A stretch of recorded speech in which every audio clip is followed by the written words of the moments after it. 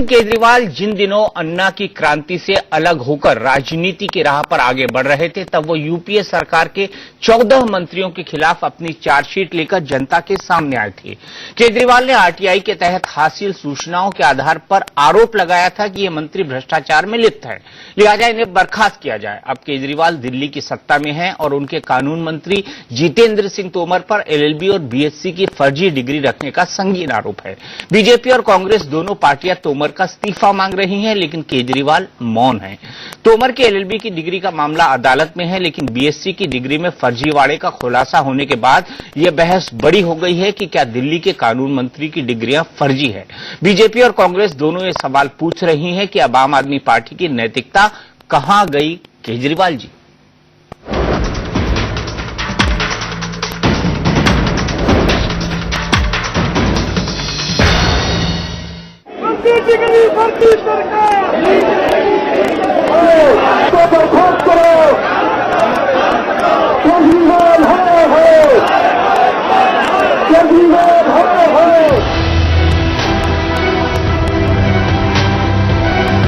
दिल्ली की सड़कों पर बीजेपी और कांग्रेस ने केजरीवाल सरकार के कानून मंत्री जितेंद्र सिंह तोमर के खिलाफ कोहराम मचा रखा है।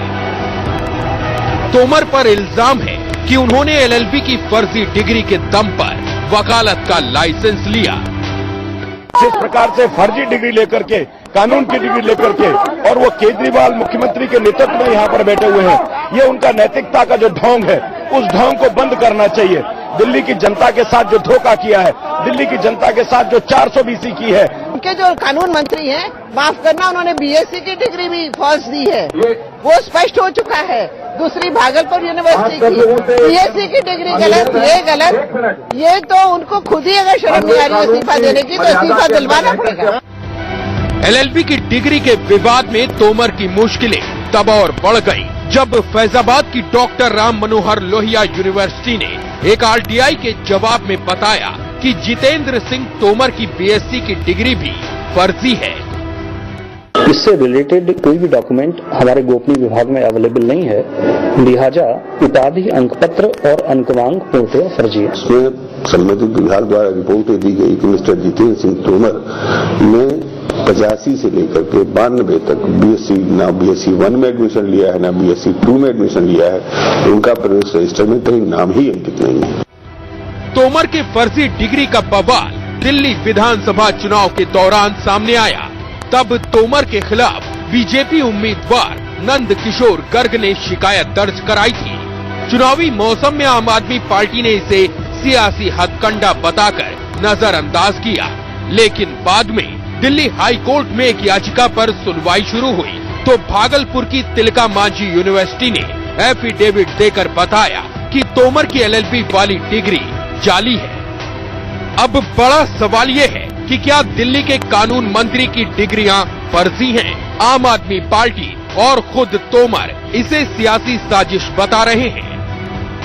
पिटीशन आप 2000 डाल सकते हैं किसी के खिलाफ। पिटीशन ग्राउंड होती है, अगर किसी के खिलाफ एफआईआर हो जाए, किसी के खिलाफ जांच शुरू हो जाए, उसको तुरंत इसके बाद लेना चाहिए। ये पिटीशन तो आप 10 डाल दीजिए किसी के खिलाफ। एक चीज नजर आ रही है कि बिल्कुल सफेद झूठ है, सच झूठ पे आधारित सारी चीजें, तो उस पर कोई इस्तीफा देने की बात नहीं होती है। फिलहाल आम आदमी पार्टी के प्रमुख और दिल्ली के मुख्यमंत्री अरविंद केजरीवाल इस पूरे विवाद पर चुप्पी साधे हुए हैं। उनकी चुप्पी ही अब सवाल बन गई है कि आखिर आम आदमी पार्टी जिस नैतिकता की बात करती थी, तोमर के मामले में वो नैतिकता कहां है। तो एक स्पेशल जांच दल बनाया जाए और ये स्पेशल जांच दल इन 15 मंत्रियों के भ्रष्टाचार की 6 महीने के अंदर जांच पूरी करे। केजरीवाल जब सत्ता से दूर थे तब वो आरटीआई से हासिल सूचनाओं के आधार पर ही यूपीए सरकार के मंत्रियों से इस्तीफा मांग रहे थे। अब सवाल ये है कि केजरीवाल तब जिस नैतिकता की दुहाई दे रहे थे, क्या उस नैतिकता का ये तकाजा नहीं है कि अदालत से क्लीन चिट मिलने तक वो तोमर को अपनी कैबिनेट से बाहर कर दे। Bureau report, India news. तो सवाल कई सारे बड़े खड़े होते हैं यहां पर। पहला सवाल यह है कि नैतिकता की दुहाई देने वाले अरविंद केजरीवाल इस मुद्दे पर खामोश क्यों हैं? दूसरा बड़ा सवाल यहां पर यह खड़ा होता है कि यूपीए सरकार के जिन 14 मंत्रियों के खिलाफ सिर्फ आरोपों के आधार पर, आरटीआई की जानकारियों के आधार पर अरविंद केजरीवाल ने एक बड़ा आंदोलन खड़ा किया, अपने मंत्री के इतने बड़े खुलासे के बाद उन्हें मंत्रिमंडल से क्यों नहीं निकाल रहे अरविंद केजरीवाल?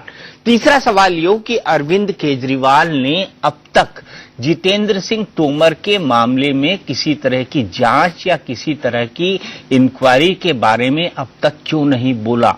चौथा सवाल ये कि आम आदमी पार्टी इस मुद्दे पर अपने किसी प्रतिनिधि को पार्टी का पक्ष रखने के लिए क्यों नहीं कह रही? पांचवा सवाल ये कि आम आदमी पार्टी ने अब तक जितेंद्र सिंह तोमर को अपना पक्ष रखने और दूध का दूध पानी का पानी करने के लिए क्यों नहीं कहा? जितेंद्र सिंह तोमर सिर्फ ये कह रहे हैं कि पार्टी कहे तो इस्तीफा क्या, मैं अपनी जान भी दे सकता हूं, लेकिन सवाल क्या जान देने का है? जनाब, ये सवाल जान देने का नहीं है, ये सवाल दूध का दूध और पानी का पानी करने का है। इसी सवाल पर होगी बड़ी बहस, लेकिन दुख के साथ सूचित करना पड़ रहा है कि आम आदमी पार्टी का पक्ष रखने के लिए हमारे साथ कोई नहीं है। हमारे साथ वरिष्ठ पत्रकार कुमार संजय सिंह जी हैं, हमारे साथ आर.के. कपूर साहब हैं, सीनियर एडवोकेट हैं, जो कि हमें बताएंगे कि इस मसले का कानूनी पहलू क्या है। हमारे साथ रमजान चौधरी जी हैं, जो कि आम आदमी पार्टी में थे और योगेंद्र यादव साहब के सहयोगी हैं।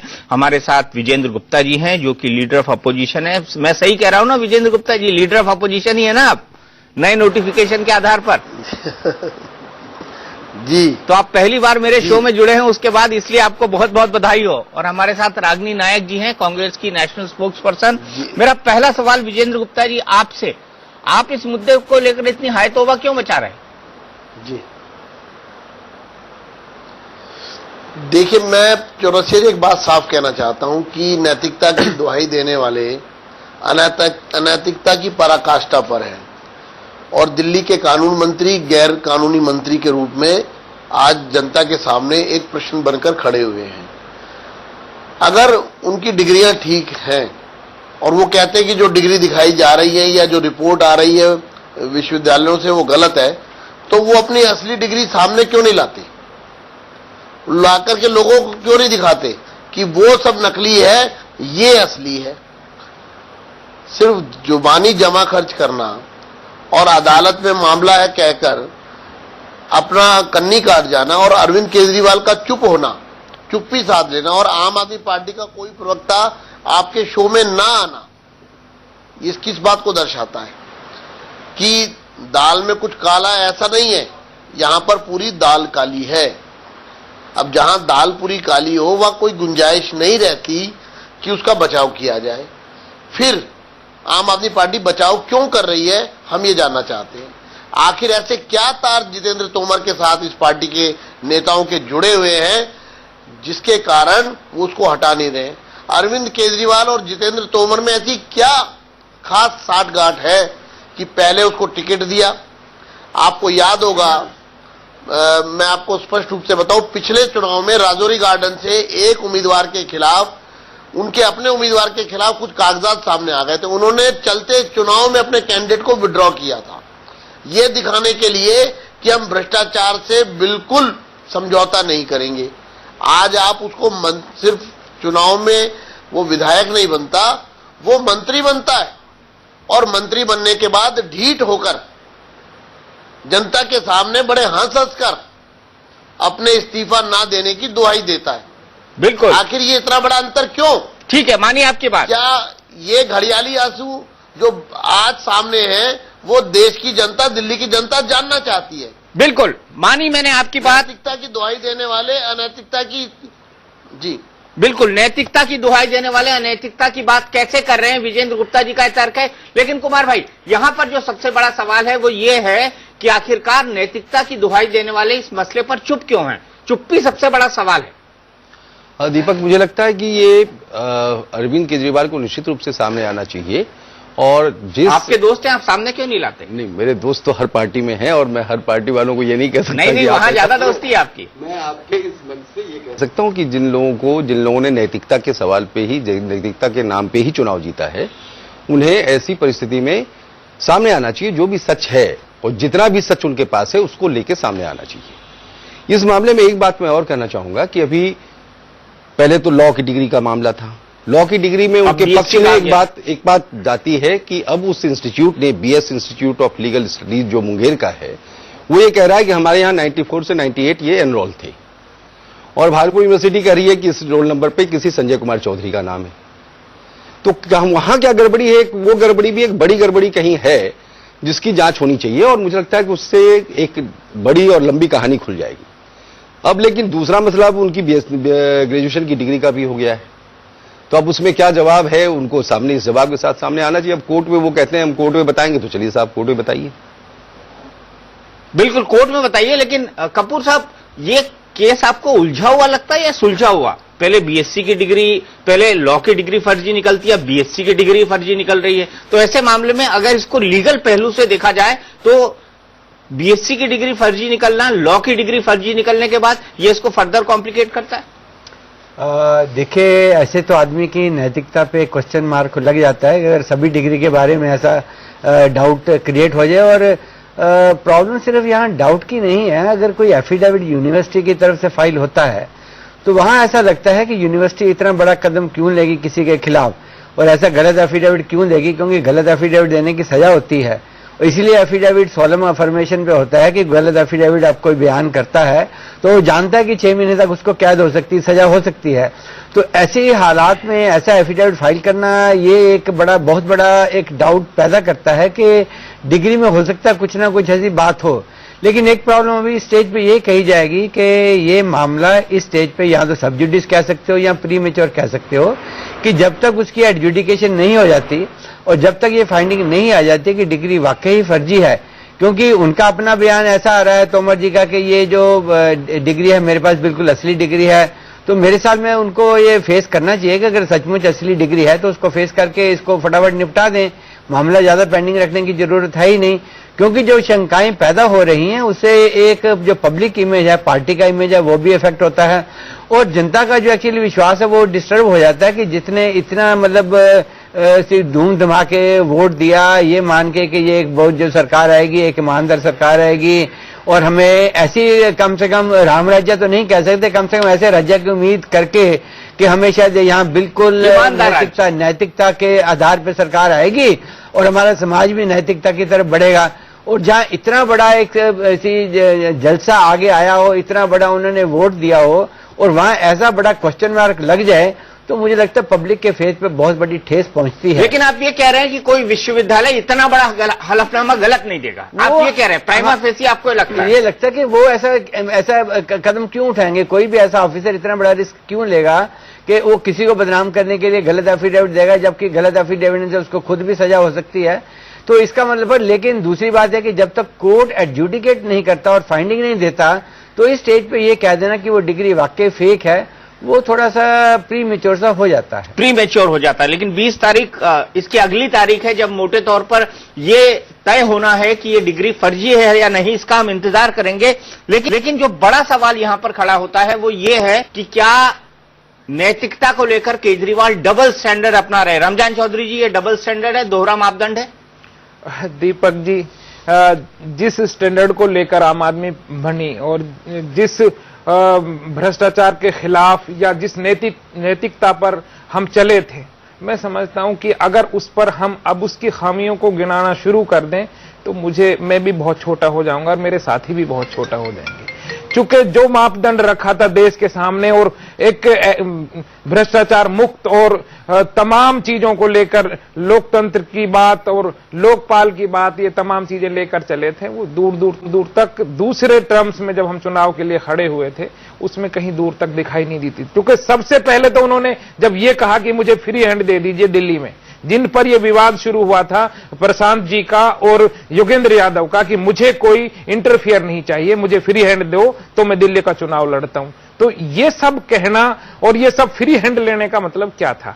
एक जैसे अभी कपूर जी ने बताया, शायद कुमार जी ने बताया कि उस वक्त, या शायद गुप्ता जी ने बताया कि राजौरी गार्डन का सिर्फ उस पर पत्नी की तरफ से कंप्लेंट आई थी कि इसने मेरे साथ मुझे प्रोसिक्यूट किया है, मुझे प्रताड़ित किया है, उसी पर उसका टिकट काट दिया था, जबकि ये साबित नहीं हुआ था, सिर्फ कंप्लेंट थी, FIR दर्ज हुई थी। लेकिन अब इतनी बड़ी बड़ी चीजें आई कि चाहे वो ओखला का बात हो या शराब की बात हो या फिर इस डिग्री की बात हो या 10-12 MLA का जो टिकट दिया जा रहा था, उन पर जब PAC में ये बात आ गई थी और इतने सारे प्रमाण हमारे सामने आ गए थे, और जब इस पर चर्चा हुई, इसका ऐतराज हुआ कि मैं कम से कम उन आदमियों की प्रचार में नहीं जाऊंगा अगर इनको टिकट देते। सिर्फ इसी पे ये विवाद शुरू हुआ और उन लोगों को तो बाहर जाना पड़ा। आज दूसरे लोग जिन पर ये आरोप थे या जो उनका साथ देने वाले थे, वो आज राजकाज और जो है इसका नशा भोग रहे हैं। तो मैं यही विवाद था, इसी की वजह से शायद फ्री हैंड लिया कि वो हर उस आदमी को, वो किसी भी हालत में सत्ता पाने के लिए वो उत्साहित थे, उन्होंने सब वो किया जो दूसरी पार्टियां करती हैं। ठीक है, लेकिन यहां समझ ये नहीं आ रहा है कि अगर सत्ता ही पाना है अरविंद केजरीवाल को, तो 67 MLAs है उनके पास। अगर वो जितेंद्र तोमर को हटा देते हैं तो भी उनकी सत्ता चलती रहेगी, वो किसी दूसरे को मंत्री बना देते हैं तो भी उनकी सत्ता चलती रहेगी। लेकिन ऐसी क्या मजबूरी है कि जितेंद्र तोमर को इतनी गैर कानूनी चीजों को करने के संकेत मिलने के बाद भी वो कानून मंत्री बनाए रखे हैं। लेकिन अब मैं डेविल्स एडवोकेट हो जाता हूं और सीधे रागिनी से पूछता हूं कि रागिनी, अभी तो जितेंद्र तोमर पर आरोप हैं, आपकी सरकार 10 साल रही, 15 साल रही, आपके ऊपर भी कई आरोप लगे, शीला दीक्षित पर आरोप लगे, राजकुमार चौहान पर आरोप लगे, हारून यूसुफ पर आरोप लगे। क्या उन्होंने इस्तीफा दे दिया जो आप रोज प्रदर्शन करके जितेंद्र तोमर का इस्तीफा मांग रहे हो?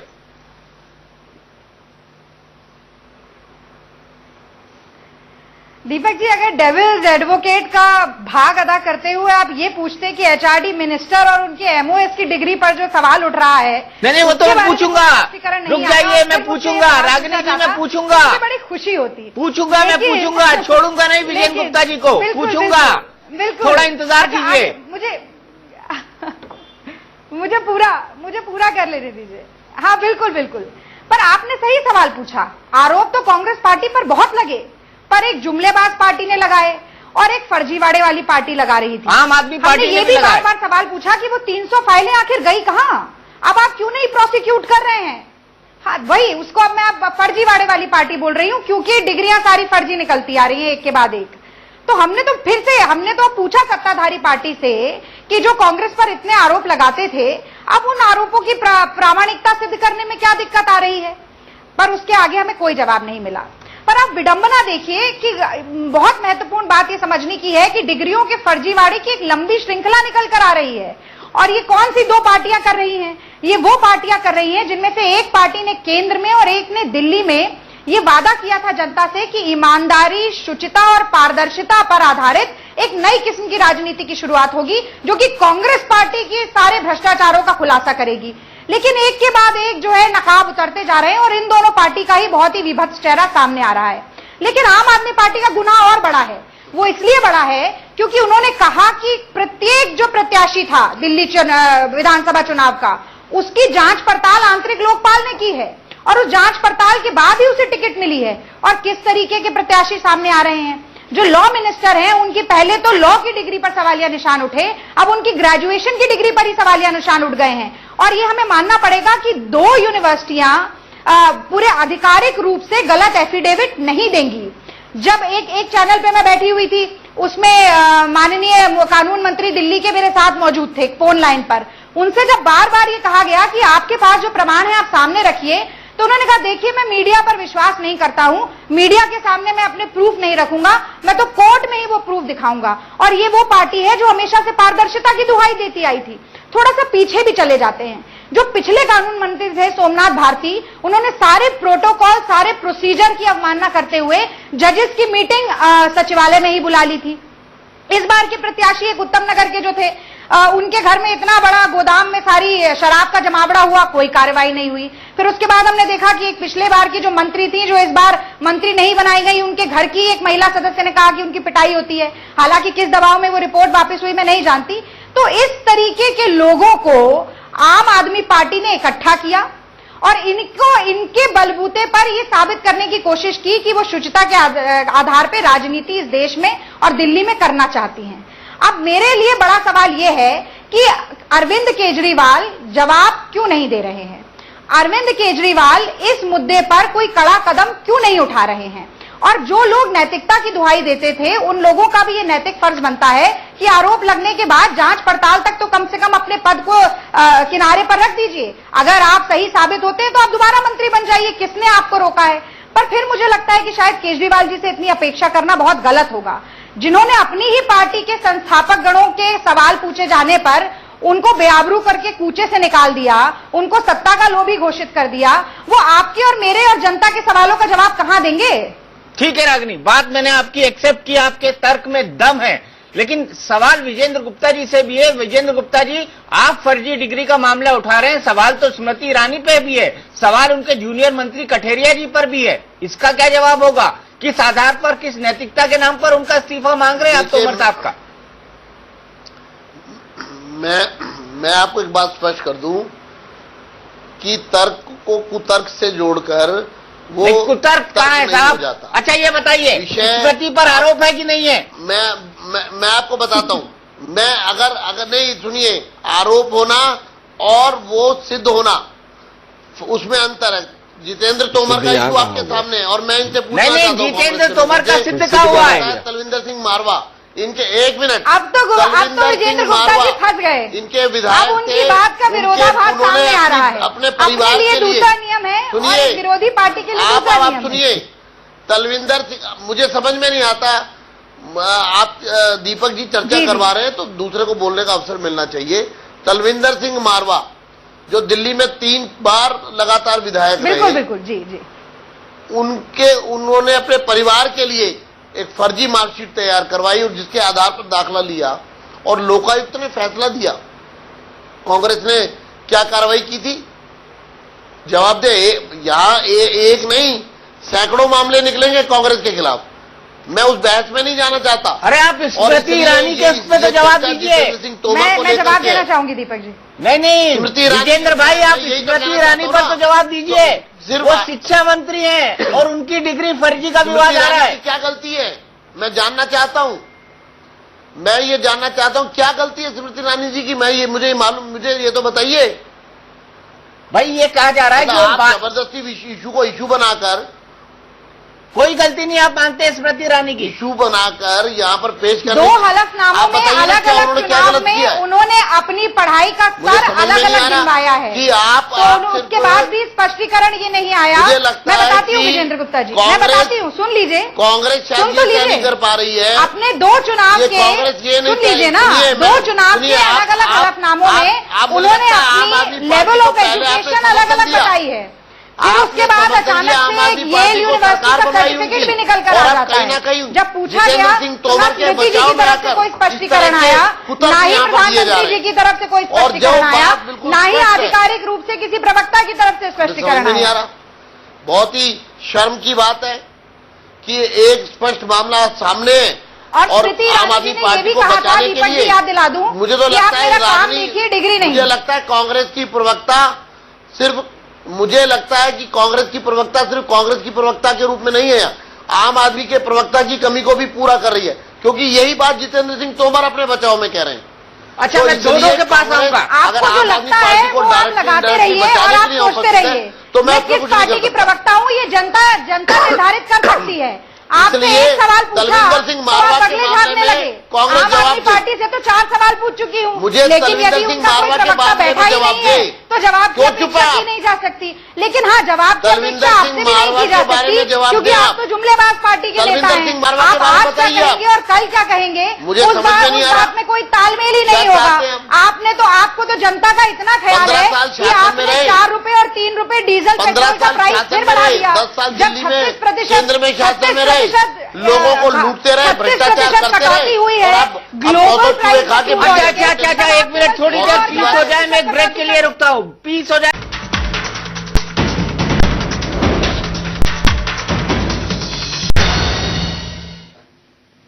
तो आपकी नैतिकता कहां गई केजरीवाल जी, और क्या दिल्ली के कानून मंत्री की डिग्री फर्जियां हैं? इस पर हम बहस कर रहे थे, लेकिन बात निकली तो दूर तलक गई और रागिनी नायक जी ने उठाया मुद्दा स्मृति ईरानी का। विजेंद्र जी एक एक करके बोलेंगे तो अच्छा लगेगा। रागिनी जी आपसे भी यही रिक्वेस्ट है। रागिनी जी आप ये बताइए कि आपने किस मुद्दे को उठाया था, स्मृति ईरानी ने क्या गलत बोला अपने हलफनामे में? तब विजेंद्र जी से इसका जवाब लूंगा मैं। देखिए, उनके दो चुनाव जो अलग अलग चुनाव रहे, 2 बार वो लोकसभा का चुनाव लड़ी, उन दोनों में जो उनकी शिक्षा का स्तर है वो अलग बताया गया। एक में बीए पास की डिग्री है, एक में बीकॉम पास की डिग्री है। और हालांकि उन्होंने बाद में ये बताया गया, मुझे लगा कि उन्होंने एक कोर्स पूरा नहीं किया था। और उसके बाद एक येल की भी मुझे लगता है एक डिप्लोमा या सर्टिफिकेट कोर्स का एक हमारे सामने उसका भी खुलासा हुआ। पर इसके बारे में आधिकारिक रूप से ना स्मृति ईरानी जी का कोई स्पष्टीकरण आया, ना प्रधानमंत्री मोदी जी इसके बारे में कुछ बोले, और कोई प्रतिक्रिया तो हुई नहीं है, तो हम जानते ही हैं। और उसके अलावा कोई भारतीय जनता पार्टी के प्रवक्ताओं ने भी आधिकारिक रूप से कुछ नहीं बोला। उसके बाद उनके एमओएस की भी फर्जी डिग्री का मामला सामने आता है, उस पर भी भारतीय जनता पार्टी खामोश रहती है। तो मुझे लगता है कि राजनीतिक पार्टियों के लिए अब ये नियम नहीं होना चाहिए कि वो रूल्स अलग अलग बनाएं। अपने लिए कुछ और रूल है और दूसरों के लिए कुछ और रूल है। जब किसी और पे आरोप लगता है तो ये कहा जाता है कि उसको प्रमाणित कर दीजिए, और जब अपने ऊपर, माफ कीजिए, जब दूसरों पे आरोप लगता है तो कहते हैं कि अभी इस्तीफा चाहिए क्योंकि नैतिकता का तकाजा है। जब अपने ऊपर आरोप लगता है तो ये कहा जाता है कि भाई ये तो सिद्ध नहीं हुआ है, आरोप तो कोई भी लगा सकता है। तो मुझे लगता है कि इस मापदंड बराबर होने चाहिए, और तभी ये कहा जा सकता है कि आरोप लगाने वाली पार्टी भी नैतिकता की कसौटी पर खरी उतरी है। विजेंद्र जी, दोहरे मापदंड, सीधा आरोप है आप पर। देखिए, एक तो दीपक जी मैं आपको बधाई देता हूं, क्योंकि आम आदमी पार्टी के प्रवक्ता का काम भी इन्होंने कर दिया, और कहीं ना कहीं कांग्रेस और आम आदमी पार्टी की जो साठगांठ दिल्ली में सरकार बनाने में सामने आई थी। दीपक जी, अगर मेरे ऊपर व्यक्तिगत टिप्पणी की जाएगी दूसरा मैं कह रहा हूँ कि अब ये मैं जाएगा, दीपक जी, तो मैं उसे बिल्कुल स्वीकार नहीं करूंगी। कराना है, मैं विजेंद्र गुप्ता, रागिनी मैं आपको मौका दूंगा, नहीं कर रही हूँ। रागिनी मैं आपको मौका दूंगा, विजेंद्र जी को बात कह लेने दीजिए। आपका समर्थन चाहिए मुझे। आपको रागिनी मैं आपको मौका दूंगा।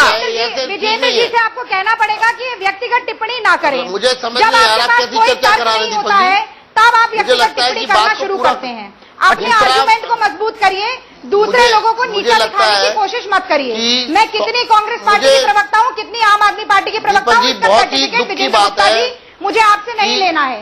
इसलिए आप इस तरीके की अगर भाषा का प्रयोग करेंगे तो माफ कीजिए, मुझे बीच में बोलना पड़ेगा और मुझे इंटरप्ट करना पड़ेगा। बात कहने दिया जाए, तर्क से काटेंगे अच्छा लगेगा, तर्क को तर्क से काटिए। ये बच्चों की तरह लड़ना झगड़ा छोड़िए, तर्क को तर्क से काटिए और दूसरे को भी बोलने का मौका दीजिए। लाइए तो सही, यही अच्छी बहस का केवल दूसरों पर आरोप लगाने का काम करते हैं। मुझे लगता है दीपक जी, नहीं है आपके पास, आप मैं तर्क पे आ रहा हूँ ना, आप उतर आते हैं। अच्छा रागिनी जी, खत्म तो कर लीजिए, खत्म कर लेने दीजिए विजेंद्र जी को, उसके बाद आप बोलिएगा। दूसरे को बात ना कहने देना, इसका मतलब यह है कि कहीं ना कहीं आपकी कमजोरी सामने आ रही है। मैं अपनी बात को आगे बढ़ाता हूं।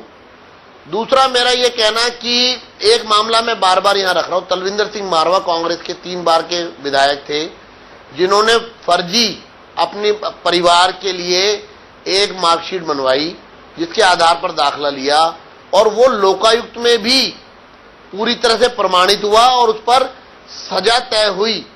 लेकिन कांग्रेस की सरकार ने उस पूरे मामले को लोकायुक्त की रिपोर्ट कर दरकिनार कर दिया। आज नैतिकता की बात करें, 100 चूहे खाकर बिल्ली हज को चली जैसी कांग्रेस की स्थिति सामने आ रही है। 15 साल देश में सरकार चलाई, 10 साल देश में सरकार चलाई, 15 साल दिल्ली में सरकार चलाई, दुनिया भर के फर्जीवाड़े कांग्रेस ने किए। और क्या सवाल पूछ रहे हैं और क्या आपको विजेंद्र जी, सवाल स्मृति ईरानी पर है, सवाल स्मृति ईरानी पर है, सवाल कथेरिया जी पर है। मैं आगे बढ़ रहा हूँ ना। अरे आपने मुझे जितना समय दिया है, मैं समय सीमा में अपनी बात कहूंगा। आगे तो बढ़ने दीजिए ना। कमजोरी क्यों कांग्रेस की कमजोरी सामने क्यों आ रही है? आपके मंत्री कांग्रेस में ऐसी क्या कमजोरी है जो वो जनता के सामने सच नहीं जाने देना चाहती?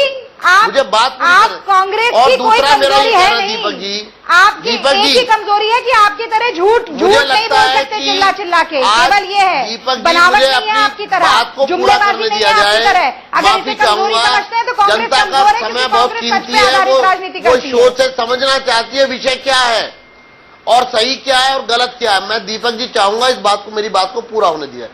दूसरा मेरा यह कहना है कि अगर आपके जनता पार्टी की तरफ से कोई कमजोरी है तो आप ये बताएं। मुझे लगता है तो कांग्रेस चुप क्यों है? अगर स्मृति जी की डिग्री में कोई बात है तो कांग्रेस चुप क्यों है? संसद चल रही है, ये विषय क्यों नहीं उठाती है? ततीरिया के मामले में कोई विषय है तो क्यों नहीं उठाती है? लेकिन जब तर्क होता है आम आदमी पार्टी के मंत्री के खिलाफ तो कांग्रेस आकर के भारतीय जनता पार्टी को टारगेट कर, इसमें का मतलब साफ है कि आप एक ज्वलंत विषय पर पानी डालना चाह रहे हैं। क्यों डालना चाह रहे हैं हमारी समझ के परे है। कांग्रेस ये का प्यार ये क्यों जाग रहा है आम आदमी पार्टी के लिए हमारी समझ से परे है। आप मुझे भी मौका दिया जाए, मुद्दे को उठाइए, हम आपका स्वागत करेंगे।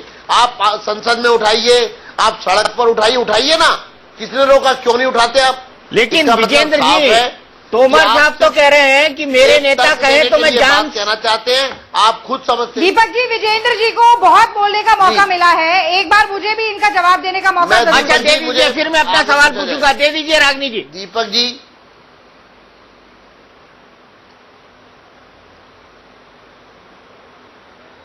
हाँ देखिए, तरविंदर मारवा जी को अगर लोकायुक्त से सजा मिलती, अगर उनके ऊपर कानूनी कार्रवाई चलती और वो सजा याफ्ता होते तो वो तो जेल में होते। और तरविंदर मारवा जी को कब मंत्री बनाया भाई, जब लोकायुक्त ने उनके ऊपर इतनी बड़ी सजा सुना दी, जैसा कि आप अपने विवरण में कह रहे हैं। लेकिन स्मृति ईरानी जी की स्मृति ईरानी जी की डिग्री, एक मिनट डिग्री के ऊपर रिकमेंड कर दिया डिग्री, और कांग्रेस तो लीजिए, अब आप बीच में बोल रहे हैं, फिर देखिएगा इसका खामियाजा आपको भी बोलना पड़ेगा। अच्छा, लोकायुक्त ने हाँ, तो कांग्रेस की सरकार ने रोक दिया, लेकिन कांग्रेस की सरकार ने रोक दिया। लेकिन अमित शाह, सुनिए ना, अमित शाह जो तड़ीपार थे, उनकी अगर बरी कर दिया जाता है तो सीबीआई उसमें शामिल नहीं है, तो सरकारी तंत्र का कोई योगदान नहीं है। लेकिन कांग्रेस के टाइम में अगर कोई रफा दफा किया जाता है, मामला अगर कोई बरी हो जाता है तो कांग्रेस पार्टी का योगदान है। आप तो खुद बहुत बड़े बड़े आरोप लगाते रहे, आज आपकी सरकार है, आप प्रमाण लाइए, आप उस पर एक्शन लीजिए, लेकिन आपके पास कोई प्रूफ भी नहीं है। समस्या ये है कि चाहे किसानों का मुद्दा हो, चाहे मुआवजे का मुद्दा हो, चाहे लैंड एक्विजिशन ऑर्डिनेंस का मुद्दा हो, चाहे महिलाओं की सुरक्षा उनके सम्मान का मुद्दा हो, चाहे आज बढ़ती हुई महंगाई का मुद्दा हो, भारतीय जनता पार्टी के पास कोई जवाब नहीं है, इसलिए इनसे अपेक्षा की नहीं जा सकती। और मैं इनको याद दिला दूं, कार्यक्रम की शुरुआत में मैंने 4 सवाल आम आदमी पार्टी से पूछे थे, यही नहीं, मैंने सोमनाथ भारती जी पर भी सवालिया निशान लगाया,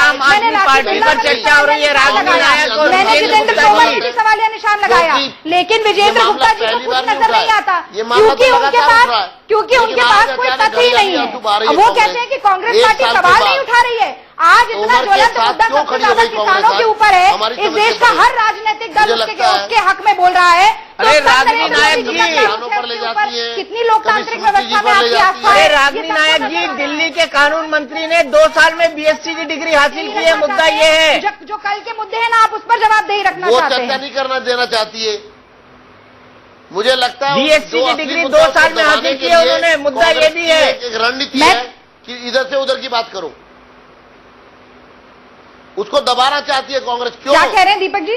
मैं ये कह रहा हूं कि आपके राज्य के कानून मंत्री ने बीएससी की डिग्री 2 साल में हासिल की है, मुद्दा ये भी है। सिर्फ कांग्रेस को मत कोसिए, बीजेपी को, माफ कीजिएगा। कांग्रेस नहीं, भारतीय जनता पार्टी को। वही कह रहा हूं। विजेंद्र गुप्ता जी की दुखती रग पे हाथ जो पड़ गया है मेरा, तो अब उन्हें तकलीफ तो होगी ही होगी। आम आदमी पार्टी का कोई प्रवक्ता यहाँ नहीं है, ये इस बात का सूचक है कि वो मीडिया को चौथा स्तंभ लोकतंत्र का मानते ही नहीं है, और लोकतांत्रिक व्यवस्था में पारदर्शिता में उनकी कोई दिलचस्पी नहीं है। ये बात तो स्पष्ट हो गई है, मुझसे पहले के वक्ताओं ने ये बात बोली है। लेकिन अब अगर आम आदमी पार्टी का प्रवक्ता है ही नहीं तो जवाब उनका कोई दे ही नहीं पाएगा। मैं दोबारा से अपने प्रश्न आप चाहे तो दोहरा सकती हूँ। मुझे तो सबसे बड़ी आपत्ति इस बात पर है कि शुचिता के नाम पर, ईमानदारी के नाम पर, आंतरिक लोकतंत्र के नाम पर, आंतरिक लोकपाल की जांच पड़ताल के बाद जो प्रत्याशी सामने आए उन प्रत्याशियों को चुनाव लड़ाया गया, वो जीत कर भी आए क्योंकि जनता ने भरोसा किया और प्रचंड बहुमत दिया। लेकिन आज उनके चेहरे का नकाब एक एक करके हट रहा है। विजेंद्र गुप्ता जी जो कि मुझे लगता है भारतीय जनता पार्टी जो कांग्रेस की 44 सीट आने पर कहती थी कि नेता विपक्ष का बहुत बड़ा आपको कोई अधिकार नहीं है नेता विपक्ष बनने का, अब 3 सीटें पाकर विजेंद्र गुप्ता जी भी नेता विपक्ष बनकर बैठे हुए हैं। तो यहां पर भी दोहरे मापदंड हैं। मैं ऐसे दोहरे मापदंड के तमाम आपको उदाहरण दे सकती हूं, लेकिन बात यह है कि व्यक्तिगत आक्षेप करने में मैं विश्वास नहीं रखती हूं। पर विजेंद्र गुप्ता जी के पास चूंकि जवाब नहीं है, इसलिए वो बार बार ये बात दोहराते रहेंगे। आम आदमी पार्टी के प्रवक्ता को अगली बार गाड़ी में बिठा के ले आए ताकि उनको पता चल जाए कि कौन उनके हक में बोलने वाला है, कौन विरोध में। चलिए मैं कंक्लूडिंग पार्ट के लिए आऊंगा इस चर्चा पर ब्रेक के बाद।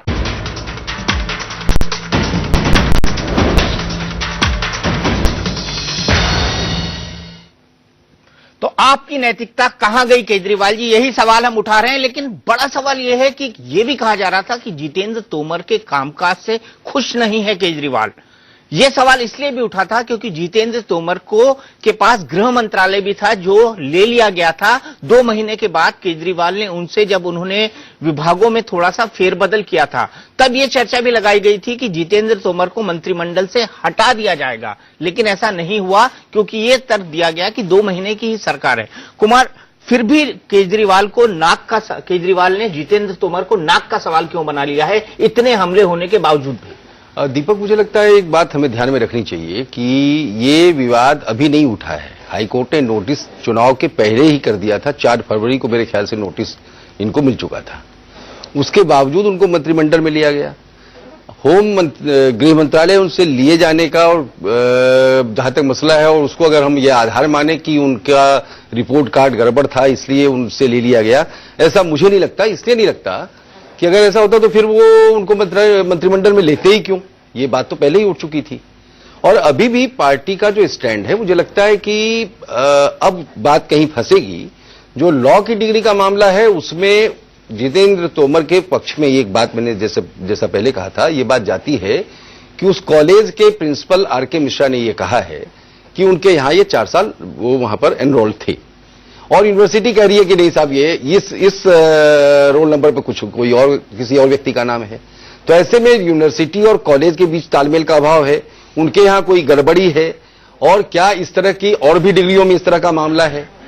तो ये एक मसला है। दूसरा ग्रेजुएशन का जो मामला है, पढ़े जाना कुछ और बात है, डिग्री कुछ और बात है।